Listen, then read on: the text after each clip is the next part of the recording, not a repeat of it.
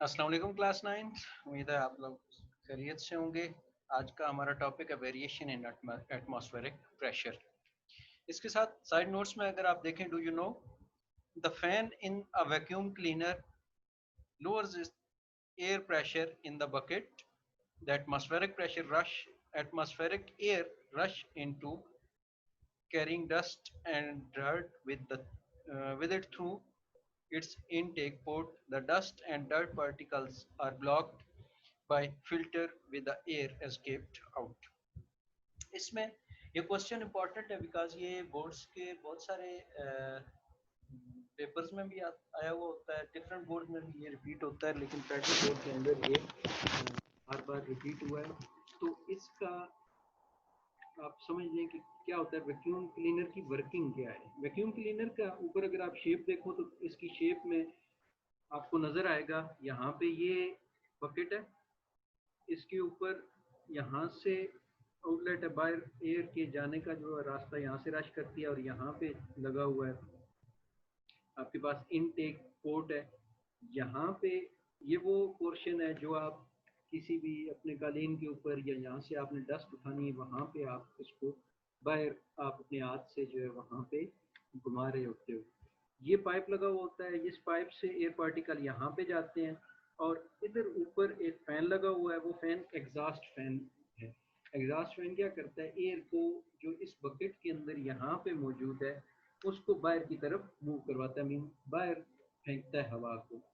और जब एयर यहाँ से इस बकेट के अंदर एयर प्रेशर कम हो जाता है, यहाँ से एयर बाहर की तरफ मूव कर रही है फैन की मदद से, अब यहाँ पे अंदर एयर कम हो गई है।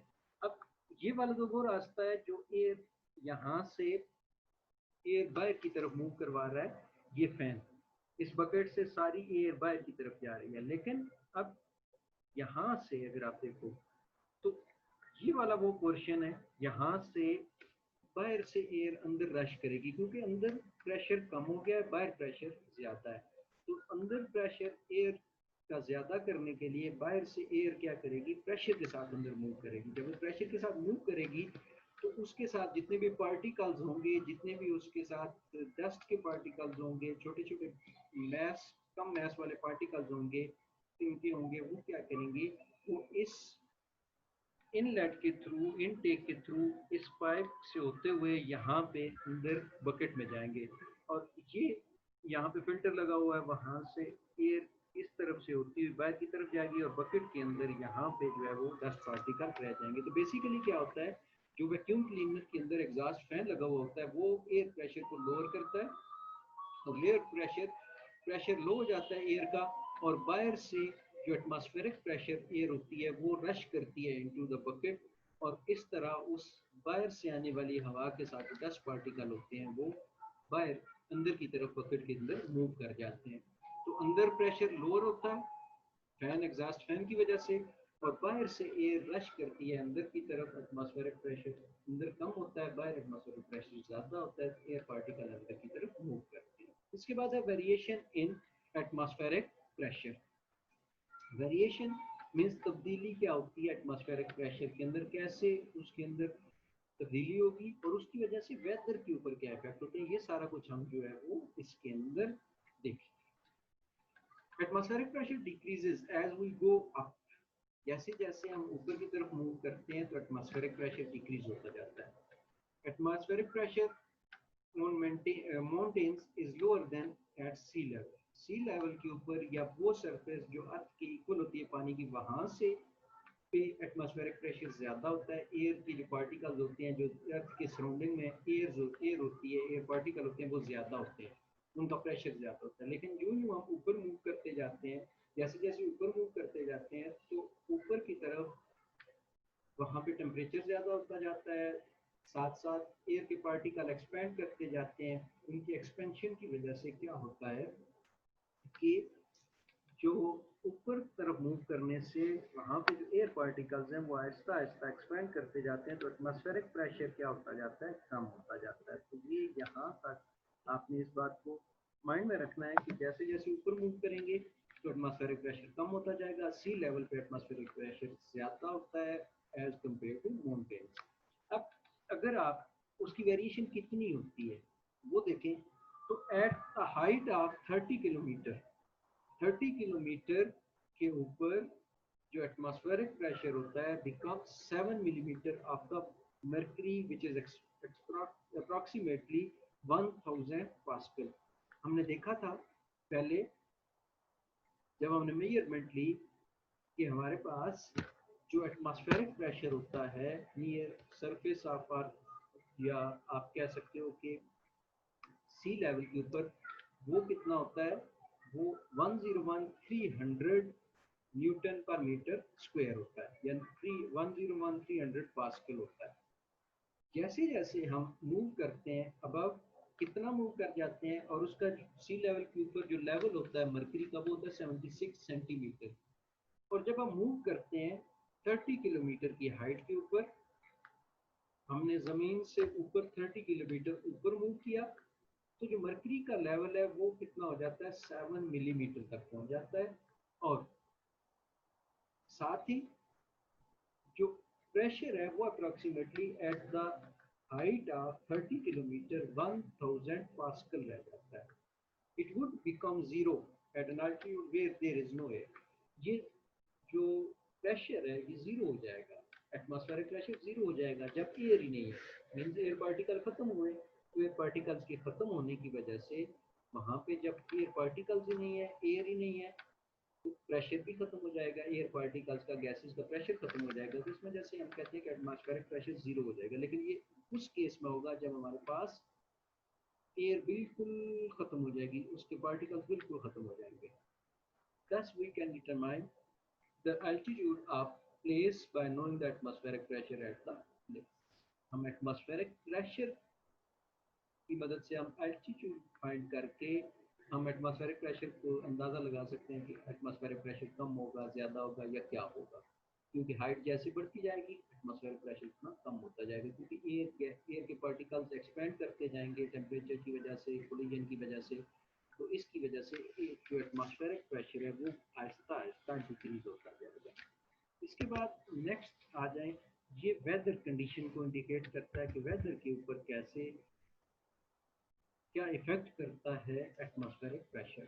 Atmospheric pressure may also indicate a change in weather. इसकी मदद से हम वेदर के अंदर जो चेंजेस आ रही हैं उसको इंडिकेट करते हैं। ऑन अ हॉट डे, जब बहुत ज़्यादा गर्मी होती है, गर्म दिनों में, air above the earth become hot and expand.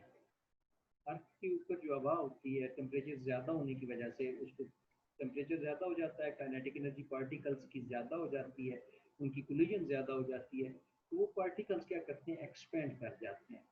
Thus, this causes a fall of atmospheric pressure in the region. जब एयर एक्सपेंड कर गई, एटमॉस्फेरिक प्रेशर डिक्रीज हो गया, तो उसकी वजह से रीजन हार्डनेस की वजह से, टेम्परेचर ज़्यादा होने की वजह से एटमॉस्फेरिक प्रेशर क्या हो जाएगा, उस रीजन का डिक्रीज हो जाएगा। ऑन द अदर है, दूसरे हाथ या दूसरी तरफ इसका जो दूसरा फेस है उसमें क्या होता है, जब दिन ठंडे होते हैं, during cold chilly nights air above the earth cool down. अब जब रात का मौसम होता है, रात को क्योंकि सूरज नहीं होता, तो एज कम्पेयर टू डे, रात को टेम्परेचर थोड़ा कम होता है।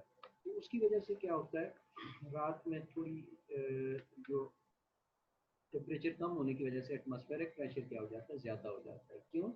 क्योंकि हवा जो है वो कूल डाउन हो जाती है, उसके पार्टिकल का जो टेम्परेचर है वो कम हो जाता है, कोलिजन कम हो जाती है, तो एटमॉस्फेरिक प्रेशर आपके करीब क्या हो जाता है, इंक्रीज हो जाता है। इसके बाद अब सर्टन प्लेसेस के ऊपर हम चेंजेस को, वेदर कंडीशन कैसे चेंज होगी उसको देखते हैं। A gradual and average drop in atmospheric pressure, Aahista Aahista और एवरेज ड्रॉप हो अगर एटमॉस्फेरिक प्रेशर के अंदर आहिस्ता आहिस्ता ड्रॉप होना शुरू हो गया है, तो इसका मतलब है कि lower pressure in neighbouring locality, आपके जो इर्द गिर्द का रीजन है, आपके रीजन के साथ का जो रीजन है वहाँ पे एटमॉस्फेरिक प्रेशर क्या है, कम है।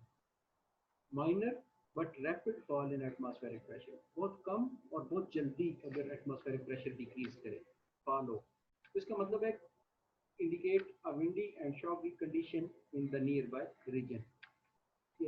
जो साथ वाला रीजन है वहाँ पे क्या हुआ है, वहाँ पे हवाएं हैं और शॉविंग मीन्स बारिश है या वहाँ पे पानी की जो है फुहार हो रही है, जिस तरफ आहिस्ता आहिस्ता जो है पानी ऊपर से गिरता है नियर बाय रीजन में।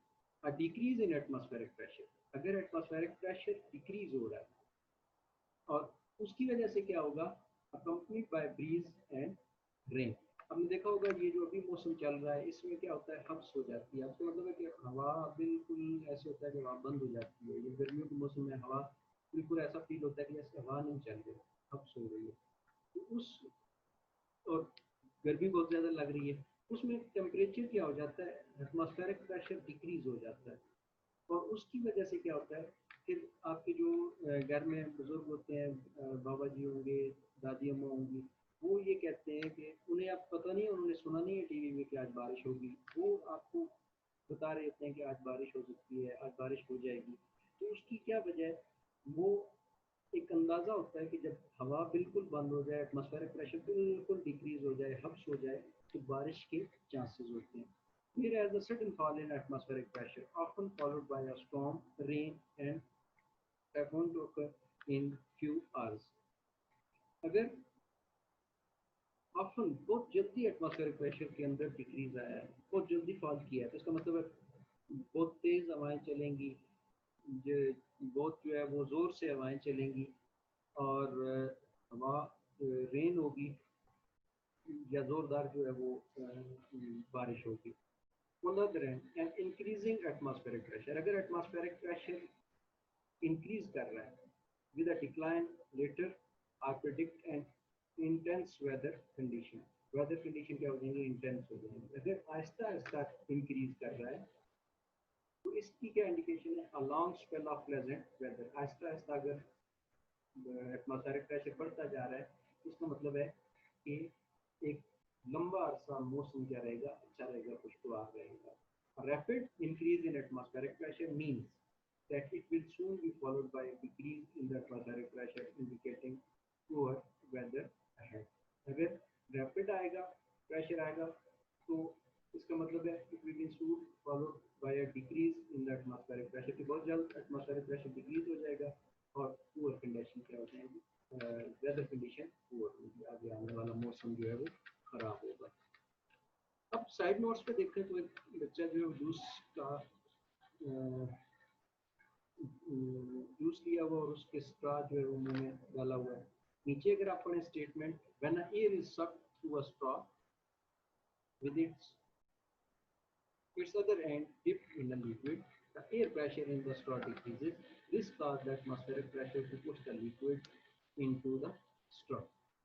अब क्या होता है, आप जब जूस पीते हो तो जूस पीते हुए हम क्या करते हैं, बाहर की तरफ खींचते हैं उस लिक्विड को। अब जब हम उस लिक्विड के अंदर, उस जूस वाले डिब्बे के अंदर स्ट्रॉ को डालते हैं, तो पहले वो स्ट्रॉ खाली होता है अंदर से, उसके अंदर एयर होती है।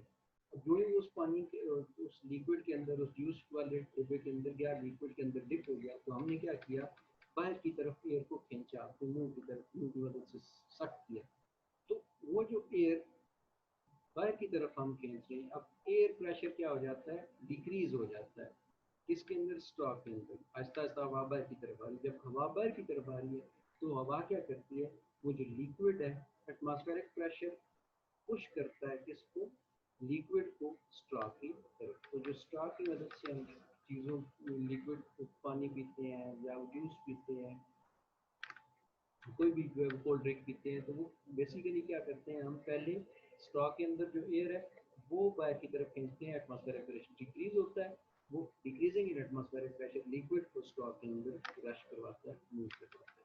अच्छा, इसमें कुछ टॉपिक्स ऐसे हैं, दो तीन टॉपिक्स हैं, प्रेशर इन लिक्विड, फिर इसके बाद पास्कल्स लॉ, इसके बाद आप आ जाएं तो पास्कल लॉ की एप्लीकेशन है, और अर्शमिट प्रिंसिपल।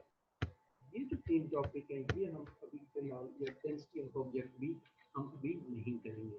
ये हम जो ऑनलाइन क्लासेस हमारी कंटिन्यू है स्कूल के अंदर, चैप्टर 5 हमारा कंप्लीट हो गया, चैप्टर 6 को हम उसको एक दो लेक्चर में कोशिश करेंगे कंप्लीट हो जाए, और उसके बाद हम आ जाएंगे इन तीन टॉपिक्स पे, क्योंकि ये इंपॉर्टेंट है पेपर पॉइंट ऑफ व्यू से भी, और इनको समझना वैसे भी बहुत ज़रूरी है कि मैथमेटिकल फॉर्म है तो वहाँ पे कोशिश करेंगे इसको हम बेहतर तरीके से डिस्कस करके इसको करें। तो ये 3 टॉपिक यहाँ पे मैं रिकॉर्ड नहीं करूँगा इसको इसको क्लास के अंदर हम करेंगे और वहाँ पे इसके साथ साथ हम जो है वो रिकॉर्डिंग करेंगे। इसके बाद हम डायरेक्ट स्टार्ट करेंगे principle of flotation. Principle of flotation next lecture है हमारा इंशाल्लाह। नेक्स्ट लेक्चर के साथ मिलते हैं, तब तक के लिए अल्लाह हाफिज़।